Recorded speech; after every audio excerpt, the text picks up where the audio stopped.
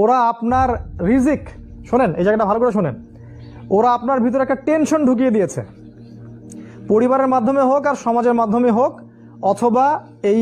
আপনার এই সোসাইটির মাধ্যমেই হোক, রাষ্ট্রের মাধ্যমে হোক না কেন, টেনশনটা হচ্ছে যে আপনার বেকারত্ব আপনাকে দূর করতে হবে,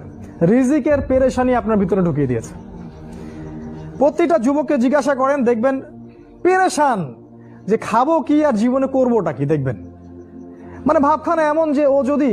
5 ওয়াক্ত নামাজ পড়ে, কোরআন তেলাওয়াত করে, রোজা রাখে, আল্লাহর হুকুম সব মেনে চলে, হ্যাঁ খুব মুত্তাকি মানুষ, পরেশগার মানুষ, কিন্তু বেচারা একটা ছোট মুদির দোকানে কাজ করে,